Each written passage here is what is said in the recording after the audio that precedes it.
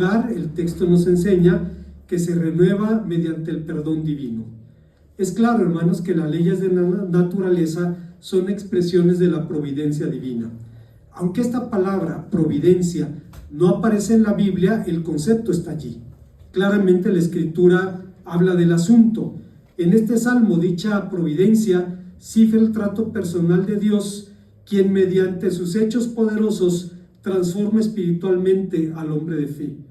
No nos hemos reunido hoy aquí para tener una clase de gramática, pero si aspiramos a entender el texto de la Biblia, necesitamos entender el valor de sus palabras. Y el Salmo utiliza 6 participios que describen los hechos poderosos de Dios. Como recordamos, los participios son formas no personales del verbo que se utilizan como adjetivos sin que pierdan su naturaleza verbal. Y el primer participio, hermanos, se convierte en un nombre divino. Se dice que Dios es perdonador de las iniquidades. La Biblia dice claramente que Dios es un Dios perdonador. Lo dice el Salmo 86:5, lo dice el Salmo 99:8.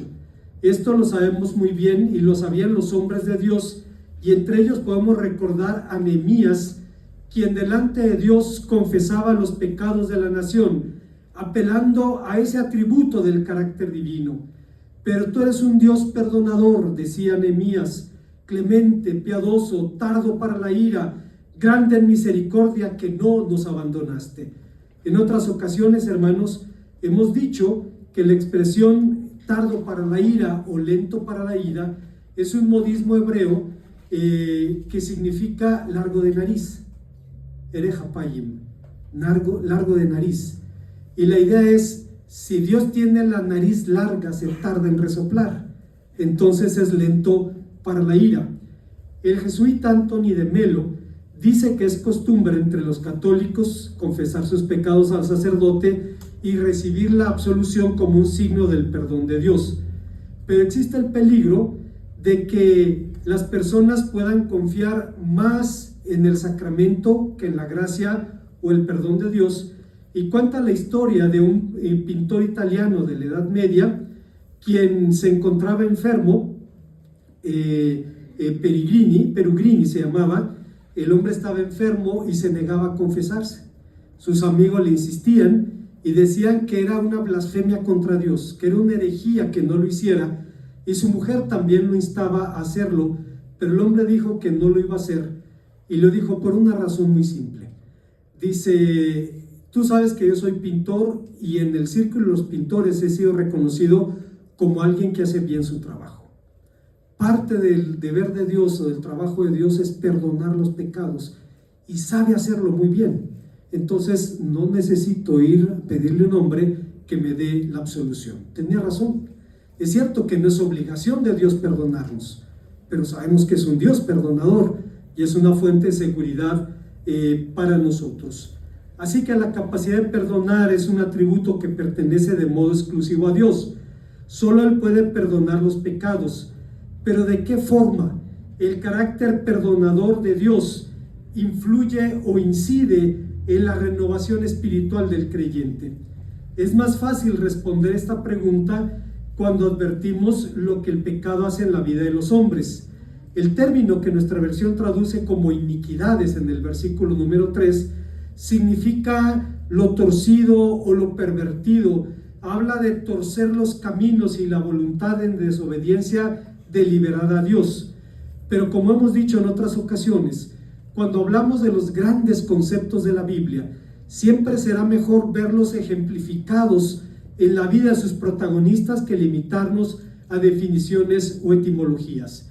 Y seguramente uno de los mejores ejemplos de lo que significa el perdón divino lo encontramos en las palabras de David en el Salmo 51:2, donde dice: lávame más y más de mi maldad, haciendo alusión obviamente a su pecado con Batseba. Aunque aparentemente David se salió con la suya, pues su pecado no fue conocido hasta que Natán, su amigo, fue a visitarlo.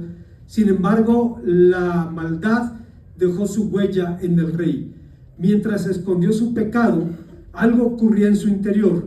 Y dice después en el Salmo 32: mientras callé se envejecieron mis huesos, en mi gemir todo el día, y se volvió mi verdor en sequedades de verano. David tenía la bendición de tener un profeta cortesano, un profeta de la corte, que era su capellán y su amigo personal, el profeta Natán. Y un día el profeta Natán pidió audiencia con el rey y le contó una parábola, la parábola de su propia maldad. Había un hombre rico que tenía muchas abejas, un hombre pobre que tenía solo una. El hombre rico recibió invitados y le quitó al pobre la única oveja que tenía y la sacrificó. Y el texto dice que en la medida en que el profeta va hablando, el furor de David se va encendiendo. Es como si usted soplara el carbón y empieza a adquirir un color de brasa viva. Y David dice algo terrible. Dice, ese hombre es Ben Mavet. Ben Mavet significa hijo de la muerte.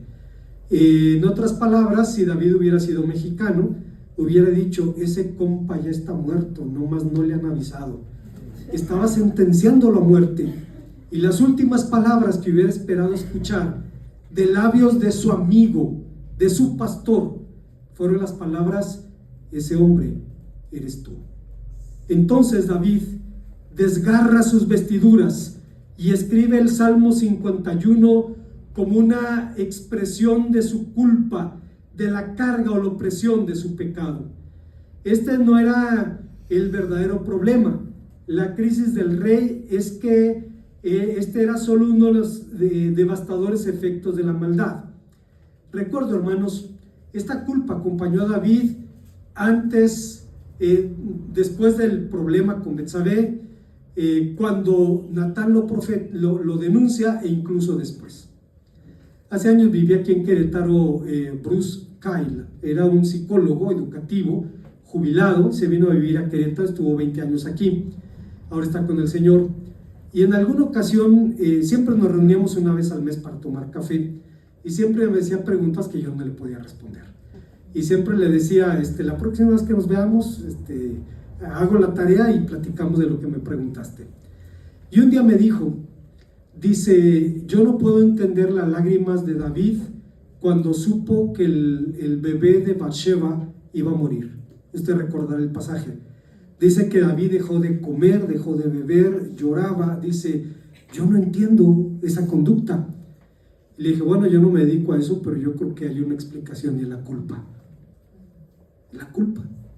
Saber que una criatura así iba a morir, siendo inocente. Y no es la primera vez que el inocente paga por el culpable. Y David tenía esa carga. Pero a final de cuentas, esa depresión era la mano de Dios guiándolo al arrepentimiento.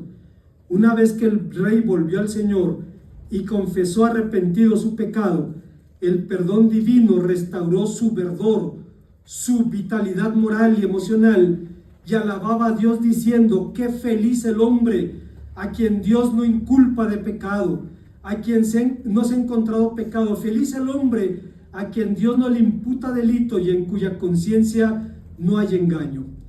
El fin de un año y el principio del otro es un espacio para las oportunidades.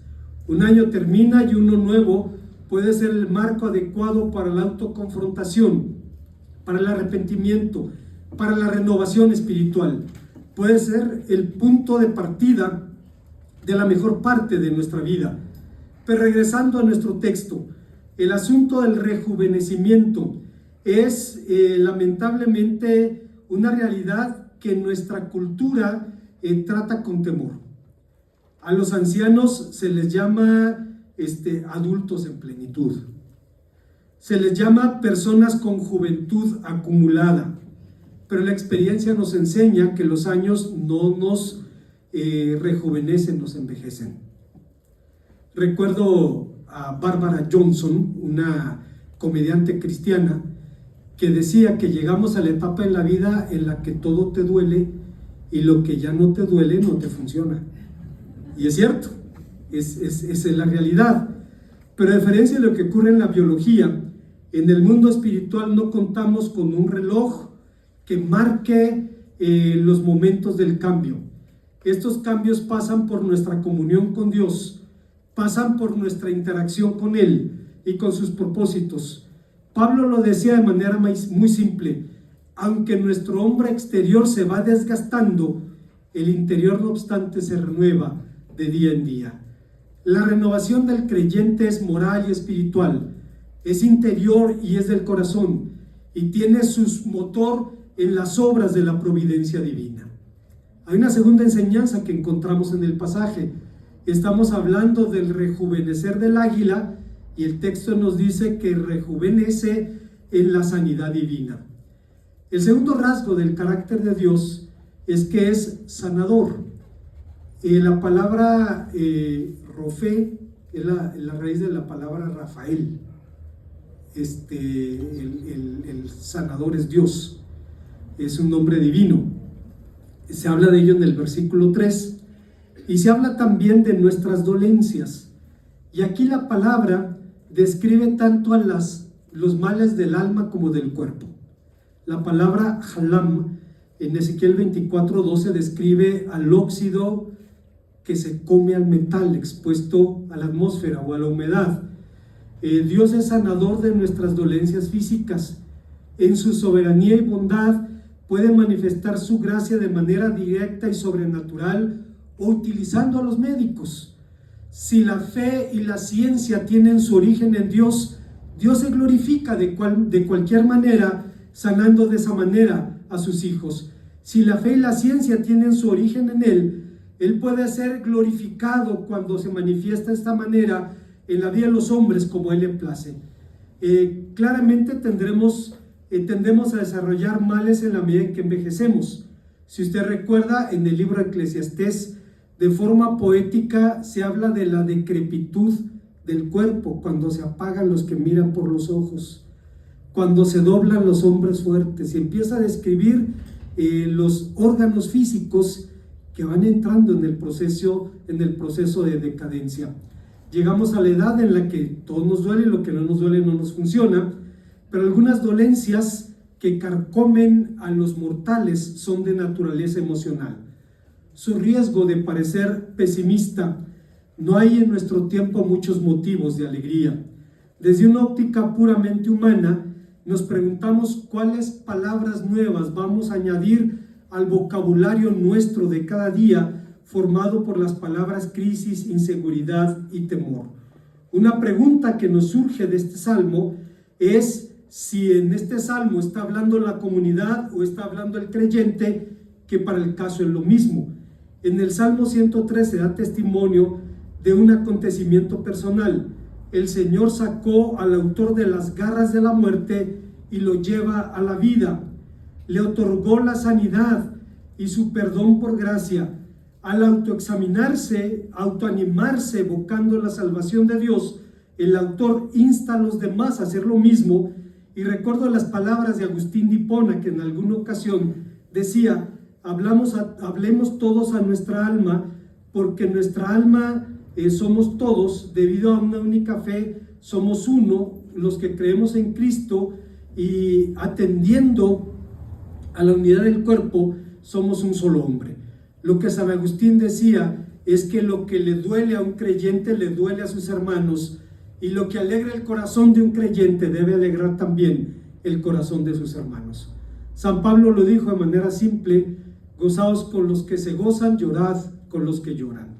Pero como antes señalamos, las dolencias físicas no son las únicas a las que estamos expuestos. Las dolencias de las que habla este salmo pueden tener también una dimensión moral y espiritual. Al final de sus días, Martín Lutero escribió algo interesante sobre el propósito de la vida. Lutero murió relativamente joven, pero dado la vida que llevaba, el tren de vida que llevaba, no es raro que muriera a la edad que murió. Oraba 4 horas antes de empezar a trabajar, y le dio a la iglesia de Alemania la Biblia, el himnario y el credo en una generación. La iglesia de Inglaterra tuvo la Biblia, el himnario y el credo en 200 años. Lutero se los dio en una vida entregada al trabajo y al estudio. Antes de morir dijo: si hoy vivo más tiempo, me gustaría escribir sobre las tribulaciones, pues sin ellas ningún hombre puede comprender ni las Escrituras, ni la fe, ni el temor, ni el amor a Dios. Sí, aquel que no ha estado nunca sujeto a la tribulación no conoce el significado de la esperanza. Pero ni siquiera Cristo mismo, el Señor de la gloria, fue eximido de esta realidad de la que el profeta Isaías decía en el canto, el siervo sufriente: con todo el Señor quiso quebrantarlo, sujetándolo a padecimientos. Isaías 53:11. Ahora resulta claro por qué Pablo decía: el que no perdonó ni a su propio Hijo, ¿cómo no nos dará con él todas las cosas? El sufrimiento es una realidad ineludible en la vida cristiana, razón por la cual el Señor Jesús habló de ella en las bienaventuranzas de los que lloran. Ante esta realidad, ante la realidad del sufrimiento, Dios se manifiesta como nuestro sanador. Dios provee a un mundo como este motivos de gozo y alegría para los mortales. Karl Barth, el pensador evangélico más grande del siglo pasado, llamaba al gozo el obstinado sin embargo, porque a pesar de las circunstancias, al hombre de fe siempre le será posible encontrar consuelo, esperanza y alegría en su Dios. Y será así, porque el gozo nace del sí de Dios a la existencia humana rota que vive en el pecado, la angustia, el egoísmo y las garras de la muerte. Dios es sanador de toda clase de dolencias, pues Él mismo se identifica así ante su pueblo en Éxodo 15:26, cuando dice: yo, el Señor tu Dios, soy tu sanador. Hay una tercera enseñanza en este pasaje. Estamos hablando de la renovación, del rejuvenecer del águila, y el texto nos dice que rejuvenece con el rescate divino. El término rescatador o redentor, la palabra Goel, tiene una historia muy antigua en Israel. Se utiliza para hablar del que libra a un pariente o incluso el que venga a un pariente asesinado. Yo no sé si ustedes recuerdan, hace unos 10 años hubo un caso de un soldado israelí que estuvo en la Franja de Gaza 5 años, si mal no recuerdo se llamaba Galil Shalit, y fue cambiado por más de 1000 prisioneros palestinos, algunos condenados por crímenes de terrorismo. Cambiaron un soldado por más de 1000, porque en el judaísmo el deber de la redención es un deber religioso, es un deber espiritual. Usted recordará que en el antiguo Israel el redentor era quien libraba a una familia, a un familiar esclavizado, rescataba un patrimonio de sus hermanos o vengaba a un pariente asesinado. Cuando una persona empobrecía y tenía que vender su heredad o entregarse a la esclavitud, sus parientes más cercanos tenían que hacerse responsables como redentores. De hecho, el libro de Ruth gira en torno a esta idea, a la idea de la redención. Y usted recordará que el día que Boaz convocó al fulano, al pariente más cercano, le dijo: el mismo día que compres las tierras de Noemí, deberás también tomar a Ruth la moabita, como mujer del difunto, como mujer, para que restaures el nombre del muerto en su posesión. Este pasaje es fabuloso. La ley del levirato, de casarse con la cuñada o con la pariente más cercana, era un mandamiento que no tenía nada que ver con la idea de la redención. Eran dos preceptos distintos. Si un pariente compraba la heredad de Noemí, Ruth quedaba fuera de la ecuación. Si Ruth se casaba, Noemí estaba fuera de la ecuación. Y como dos maestras de la ley, es fabuloso, interpretaron la ley de Dios y juntaron dos mandamientos para que les sirvieran a dos mujeres vivas y no a dos hombres muertos. ¿O no dice acaso la palabra de Dios que el propósito de la ley es la vida? Dice el libro de las bendiciones y las maldiciones, Deuteronomio 28. He puesto delante de ti el camino de la vida, el camino de la muerte. Escoge pues la vida para que te vaya bien en la tierra que el Señor tu Dios te da. Bueno, Boaz dice eso al pariente, pero el nombre redentor tendría su más alta expresión en la persona y en la obra de Dios mismo. A lo largo de la historia de la salvación, Él se ha conocido, ha sido dado a conocer con este nombre, y en el más evangélico de los libros del Antiguo Testamento, del capítulo 41 al 63 del libro del profeta Isaías, el nombre redentor se utiliza 13 veces y es llamado así en algunas de las más hermosas promesas que encontramos en este libro. Así dice el Señor, creador tuyo, formador tuyo, no temas porque yo te redimí, te puse nombre, mío eres. Cuando pases por las aguas estaré contigo, y si por los ríos no te anegarán. Cuando pases por el fuego no te quemarás, ni llama arderá sobre ti, porque yo el Señor, Dios tuyo, el Santo de Israel, soy tu Redentor. ¿Qué significa el que rescata del hoyo tu vida? El término hebreo para hoyo, shahat, describe indistintamente un foso, un calabozo, un sepulcro, de donde puede describir aquello que puede aprisionar, esclavizar o intimidar al hombre. Pero si el Señor es mi Redentor, ¿qué me puede esclavizar? Cristo cumplió su promesa divina cuando dijo: el Espíritu del Señor está sobre mí por cuanto me ungió el Señor y me envió a predicar buenas nuevas a los abatidos, a vendar a los quebrantados de corazón, a publicar libertad a los cautivos y a los presos, apertura en la cárcel, y a proclamar el año de la buena voluntad del Señor. ¿Qué puede intimidarnos? El Señor dice: no temas porque yo estoy contigo, no desmayes porque yo soy tu Dios, que te esfuerzo, siempre te ayudaré, siempre te sustentaré con la diestra de mi justicia. ¿Qué puede oprimirme de lo que Dios no me pueda librar? David sabía por experiencia propia que el Señor era su Redentor, razón por la cual, ante la tragedia y el infortunio, en 2 Samuel capítulo 4 versículo 9, David decía: vive el Señor que ha redimido mi alma de la angustia. David sabía que Dios no solo lo rescató de las grandes crisis de la vida, sino que lo hizo también en la vida diaria, en la rutina diaria. Hermanos, Dios nos rescata de una vida que puede convertirse en un hoyo del que habla el salmista. Jürgen Moltmann, hemos hablado de él, fue un jovencito que combatió en las juventudes hitlerianas en Holanda, y dice: estaba paralizado de terror, y cuando vio al primer soldado británico soltó su Mauser y levantó las manos. Se acabó la guerra para él. Fue un campo de prisioneros y ahí se convirtió, ahí conoció a Jesucristo. Y después, hermanos, se convirtió en el profeta de la esperanza para la segunda mitad del siglo XX. Él dijo algo muy interesante. Fíjese usted, dice: el desesperar de la esperanza no necesita presentar un semblante desesperanzado.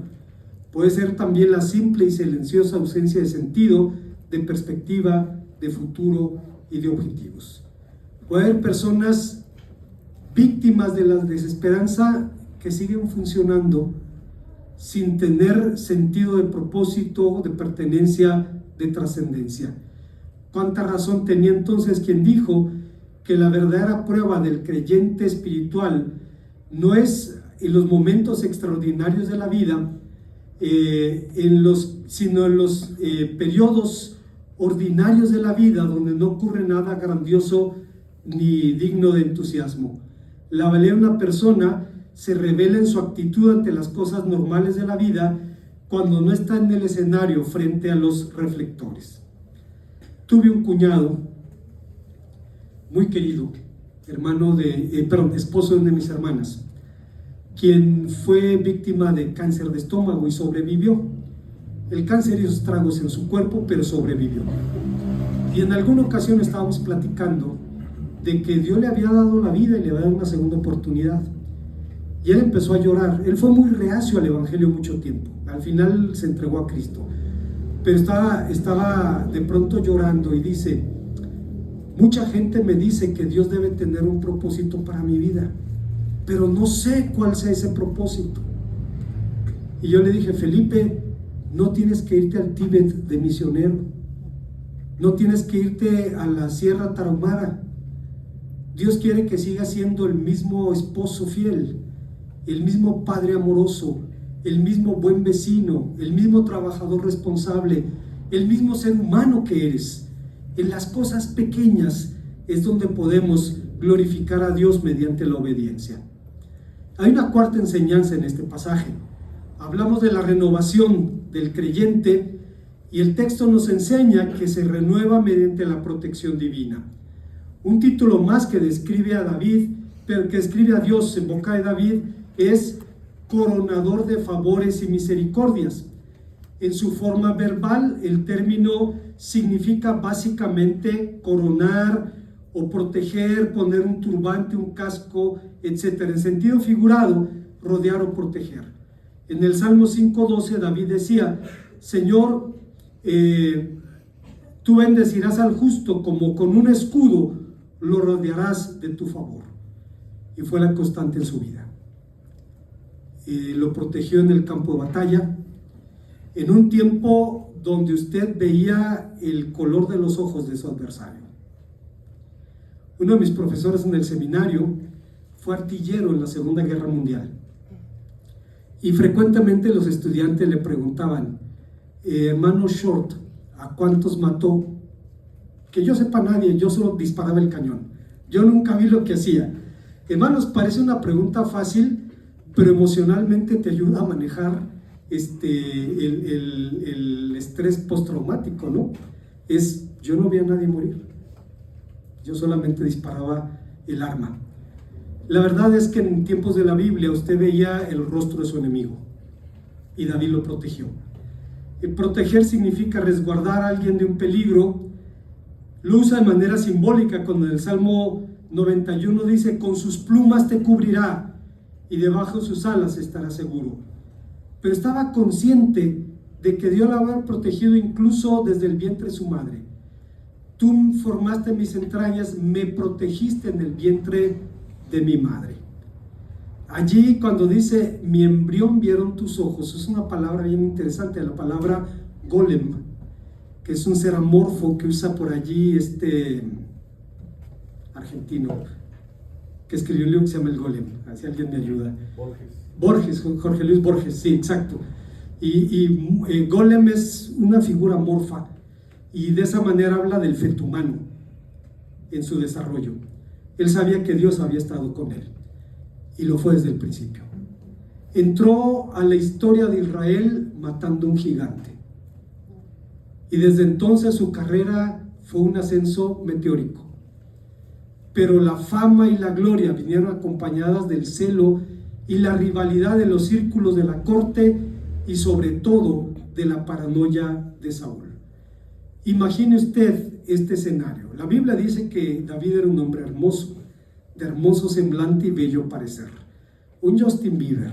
Llega victorioso del campo de batalla, y las doncellas de Israel salen a cantarle y a bailarle diciendo: Saúl mató a sus miles, David a sus 10,000. Y dice que desde aquel día Saúl no lo miró con buenos ojos. Cuando finalmente Dios lo estableció como rey, tuvo que vencer a poderosos reyes rivales e incluso borrar con sangre las ambiciones de su propio hijo Absalón.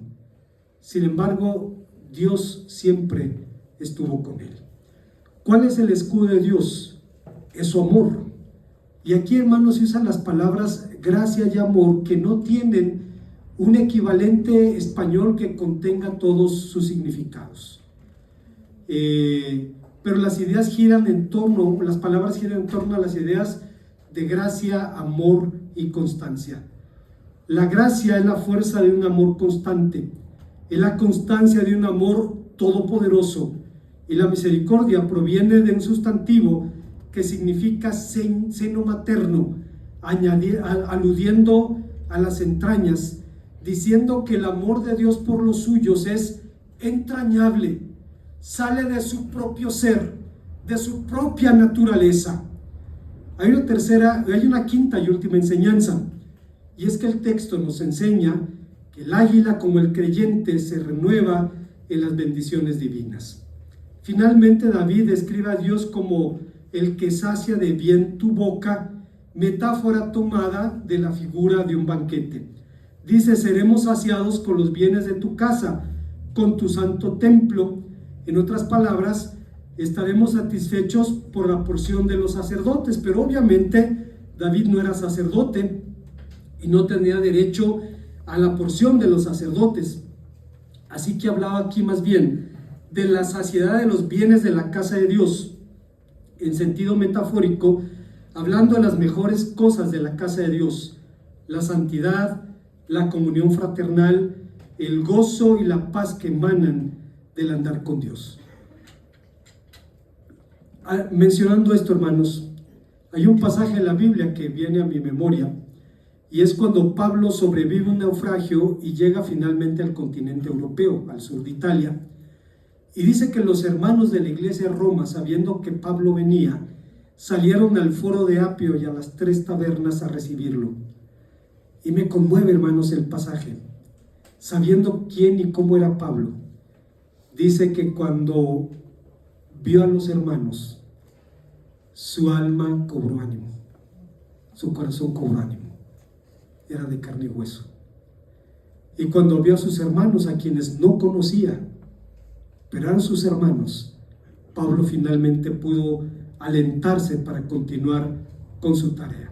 David no era un levita, no tenía derecho a esas porciones, pero habla de las mejores cosas de la casa de Dios: la comunión fraternal, el gozo y la paz que se encuentran en el andar con Dios. Hace unos años, hermanos, mi esposa iba en el centro y había una tienda de ropa a la que le gustaba frecuentemente visitar, y la dueña tenía un equipo de sonido y tenía el himno Amazing Grace, pero solo la música. Entonces mi esposa se acercó a ella, le preguntó si era evangélica, y ella le dijo no. Dice: pero cada vez que escucho esa música me trae paz. Mire, ese himno, ya le contó la historia, lo escribió un antiguo negrero, un esclavista, que fue redimido, John Newton, por la gracia de Dios, y el himno es el testimonio de su conversión. Hace unos 60 años, en tiempo de la lucha por los derechos civiles, cuando en las manifestaciones de los ánimos se caldeaban, los manifestantes aprendieron: hay que cantar Gracia Admirable. Y decía, y cuando empezaban a cantar ese himno, las cosas se calmaban un poco. Era un himno, hermanos, que nos recuerda la gracia y la misericordia de Dios. La grosura, hermanos, era ofrecida sobre el altar. Era lo mejor del animal, consagrado solo a Dios. La ley de Moisés dice: estatuto perpetuo será para vuestras edades, donde quiera que habitéis, que ninguna grosura, ninguna sangre comeréis. En síntesis, la grosura era símbolo de la abundancia, de modo que, aunque el salmista lo utilizaba como un símbolo de la abundancia, hablaba realmente de su necesidad de Dios, de la que podemos recordar allá en el Salmo 63, donde David dice, o el salmista dice: Dios, Dios mío eres tú, de madrugada te buscaré, mi alma tiene sed de ti, mi carne te anhela en tierra seca y árida, donde no hay aguas, para ver tu poder y tu gloria, así como te he mirado en el santuario.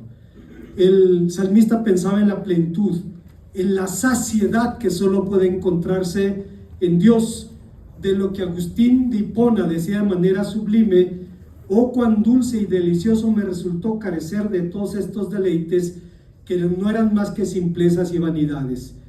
Pues antes temía perderlas, pero me alegraba de dejarlas, porque tú, Señor, que eres verdadera y suprema delicia, las echaste de mi alma. Y no solo las echaste, sino que entraste tú que eres la dulzura soberana, superior a cualquier deleite, aunque ciertamente invisible a la percepción humana. Tú que eres más claro y hermoso que el más grande, que la más transparente que toda luz, aunque más escondido que el más escondido de los secretos de los hombres. Entraste tú, el más excelso y sublime de los honores. Me vi libre de ambiciones por la gloria, por la codicia, por el deseo de saciar mis apetitos o encontrar nuevos medios para avivarlos. Ahora solo me gusta hablar de ti, que eres mi gloria, mi riqueza, mi salvación, mi Dios, mi Señor. Agustín tuvo una buena maestra. Mónica de Hipona, su madre, luchó por años para la conversión de su hijo. Y cuando andaba más o menos en los 50 años, Mónica habló con Agustín y le dijo: no hay nada en este mundo que me retenga aquí. Nada en este mundo puede saciar mi alma. Lo único que me ataba a este mundo era verte cristiano. Y ahora que lo veo, solo deseo estar con el Señor. Es cierto, hermanos, el hombre fue creado con un vacío en su corazón. Eso lo dice Agustín de Hipona.